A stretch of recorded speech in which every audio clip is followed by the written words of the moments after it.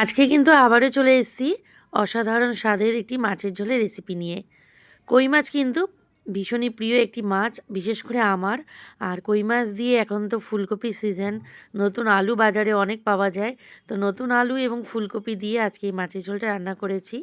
অসম্ভব ভালো খেতে হয়েছে, তাই ভাবলাম তোমাদের সাথে শেয়ার করি। খুবই কম মশলা দিয়ে আজকে রান্নাটা কিন্তু কমপ্লিট হবে। সবার প্রথমে দেখো, বাজার থেকে কই মাছ নিয়ে আসা হয়েছে। আর যখনই বাজার থেকে কই মাছ কিনবে সবসময় দেখবে যাতে হলদে হয়, পেটটা যাতে হলদে হয়, তাহলে কিন্তু সেটা দেশি কই মাছ হয়। আর খুব বেশি বড় হাইব্রিড মাছ এনে রান্না করলে কিন্তু মাছের ঝোলে কখনোই স্বাদ ওঠে না। তো মাছগুলো আনা হয়েছে। এবার ভালো করে হালকা উষ্ণ গরম জলের মধ্যে নুন ফেলে 3-4 বার ভালো করে ধুয়ে পরিষ্কার করে নিয়ে একটা প্লেটে তুলে নিয়েছি। এই মাছটা কিন্তু আজকে ভেজে রান্না করব। আর তার জন্য দেখো, এখানে কই মাছের জন্য ফুলকপি নেওয়া হয়েছে, একটা গোটা ফুলকপি একদম ফ্রেশ দেখে। সাথে নেওয়া হয়েছে 2খানা টমেটো, দেশি টমেটো, 3টে আলু, নতুন আলু, ঝাল ঝাল কাঁচা লঙ্কা এবং ধনেপাতা। ধনেপাতা ছাড়া তো আজকে রান্নাটাই হবে না। তো চলো রান্নাটা স্টার্ট করি। সমস্ত উপকরণ দেখিয়ে দিলাম মশলা বাদ দিয়ে। সবার প্রথমে দেখো, ফুলকপিটা কেটে নেওয়া হয়েছে, সাথে কিন্তু আলুটাও কেটে নেওয়া হয়েছে, আর টমেটো, ধনেপাতা, কাঁচা লঙ্কা সমস্ত কিছু গুছিয়ে নেওয়া হয়েছে। এবার কড়াইয়ের মধ্যে কফি কাপে 1.5 কাপ মতো জল দিয়ে আলু এবং ফুলকপিটা দিয়ে দিলাম। দিয়ে দেবো সামান্য পরিমাণে নুন এবং সামান্য পরিমাণে হলুদের গুঁড়ো দিয়ে একটুখানি ভাপ দিয়ে তারপরে নামাবো। তাহলে কিন্তু ফুলকপির মধ্যে মাঝে মধ্যে কিন্তু অনেক সবুজ পোকা থাকে, একদম ছোট সাইজের, সেটা কিন্তু তাহলে বেরিয়ে যায়।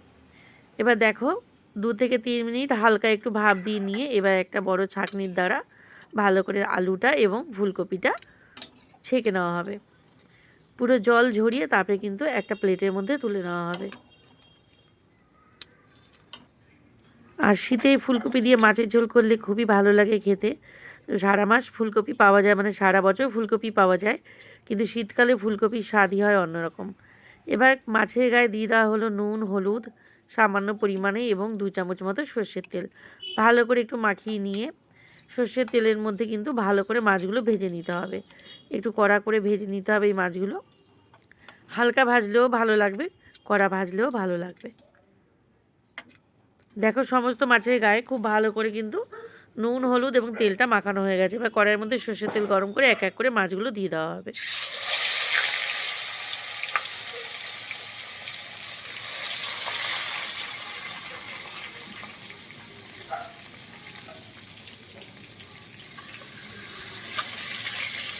মাছটা একটু উল্টে দেওয়া হবে সঙ্গে সঙ্গেই, তাহলে তা নয়তো কিন্তু কই মাছ বেঁকে যায় যদি এক পিঠই কন্টিনিউ ভাজা হয়।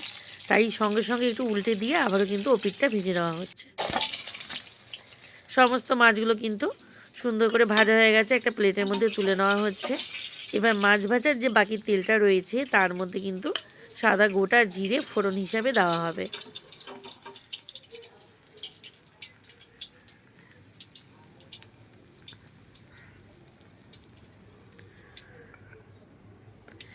জিরেটা ভালো মতো একটু ভেজে নিয়ে তারপরে খুন্তির সাহায্যে একটু তেলের মধ্যে ভালো করে মিশিয়ে দিয়ে ফুলকপিগুলো দিয়ে দেওয়া হচ্ছে। সাথে কিন্তু আলুটাও দেওয়া হচ্ছে। ফুলকপি আলুটা কিন্তু হালকা গায়ে একটু নাড়া দেবো যাতে কালারটা নষ্ট না হয়, ঠিক সেইভাবে কিন্তু ভাজতে হবে। তার জন্য মানে 1 মিনিট মতো একটু নাড়াচাড়া দিয়েই কিন্তু সমস্ত মশলা দিয়ে দেবো রান্নাতে। এখানে হাফ টিস্পুন হলুদের গুঁড়ো, হাফ টিস্পুন জিরে গুঁড়ো, হাফ টিস্পুন লাল লঙ্কার গুঁড়ো এবং স্বাদ অনুযায়ী নুন নেওয়া হয়েছে। সমস্ত মশলা কিন্তু ফুলকপির মধ্যে দিয়ে দেওয়া হলো। সঙ্গে দিয়ে দেওয়া হবে কেটে রাখা টমেটো। আমি 2খানা টমেটো নিয়েছিলাম, কিন্তু একটাই দিলাম, তা নয়তো দেশি টমেটো, তার জন্য টক হয়ে যাবে। ফুলকপির মধ্যে বেশি টক ভাব লাগলে খেতে ভালো লাগবে না, তার জন্য একটাই ব্যবহার করছি। আর দিয়ে দেওয়া হবে চেরা কাঁচা লঙ্কা, সামান্য পরিমাণে জল দিয়ে এবার মশলাটা কিন্তু খুব ভালো করে কষাতে হবে।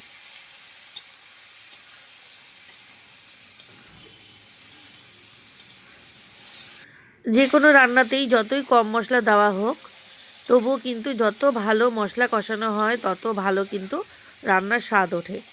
কালারটাও খুব সুন্দর উঠবে এবং মশলার থেকে যদি ভালো করে কষানো হয় তাহলে কিন্তু কাঁচা যে মশলার গন্ধটা সেটা কিন্তু নষ্ট হয়ে যায় এবং রান্নার স্বাদ অনেক ভালো হয়।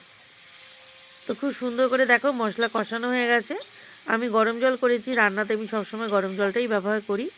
তো রান্নাতে গরম জল দিয়ে দেবো, যেহেতু পাতলা ঝোল হবে তার জন্য জলের পরিমাণটা কিন্তু একটু বেশিই দেবো। তো দিয়ে দিচ্ছি এখানে জল, এখানে কফি কাপের 1.5 কাপ মতো জল আমি রান্নাতে ব্যবহার করছি। ভালো করে একটু নাড়িয়ে চাড়িয়ে দিয়ে কিন্তু তারপরে ভেজে রাখা যে মাছগুলো রয়েছে কই মাছ, সেই মাছগুলো কিন্তু এখনই আমি রান্নাতে দিয়ে দেবো। আর কই মাছ দেবার পর খুন্তির সাহায্যে মাছগুলো একটু ঝোলের মধ্যে ডুবিয়ে দিচ্ছি যাতে নুন মশলাটা ভালো করে ঢোকে তার জন্য। এবার দিয়ে দেবো সামান্য পরিমাণে ধনেপাতা কুচি ওপর থেকে। ঢাকা দিয়ে রেখে দেবো 5 মিনিটের জন্য। ঠিক 5 মিনিট পর ঢাকনাটা সরিয়ে দিচ্ছি। অসাধারণ স্বাদের কিন্তু মাছের ঝোল পুরো কমপ্লিট হয়ে গেছে, ভীষণ ভালো হয় খেতে। আমি তোমাদের একটা তুলে দেখাচ্ছি মাছ, এবং দেখো ফুলকপিগুলোও কিন্তু গোটা রয়েছে, একটুকুও ভাঙেনি।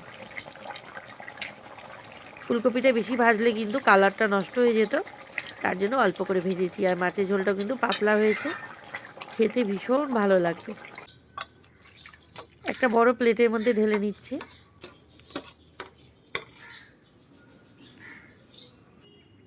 তো বন্ধুরা, তোমরাই বলো তোমাদের রান্নাটা কেমন লাগলো। ফুলকপি এবং নতুন আলু দিয়ে কই মাছের এই রেসিপিটি অবশ্যই কিন্তু বাড়িতে ট্রাই করো, ভীষণ ভালো লাগবে গরম গরম ভাতের সাথে খেতে। পেটের সাথে সাথে মনটাও ভরে যাবে, এতটা ভালো হয় খেতে। তো তোমাদের কেমন লাগলো এই সুন্দর রেসিপিটি আমাকে কমেন্টস করে জানিও। যারা ইউটিউব থেকে দেখছো চ্যানেলটাকে অবশ্যই সাবস্ক্রাইব করো, লাইক কমেন্ট শেয়ার করো, পাশে থাকা বেল আইকনটা অবশ্যই প্রেস করো। আর যে সকল বন্ধুরা পেজ থেকে দেখছো পেজটাকে অবশ্যই ফলো করো, লাইক কমেন্ট শেয়ার করো, যাতে আমি এরকম সুন্দর সুন্দর রেসিপি তোমাদের সাথে শেয়ার করতে পারি। তার জন্য কিন্তু তোমাদের সাপোর্ট এবং ভালোবাসার অসংখ্য প্রয়োজন। এখনের মতো টাটা, দেখা হবে পরে আবার একটি সুন্দর রেসিপির সাথে।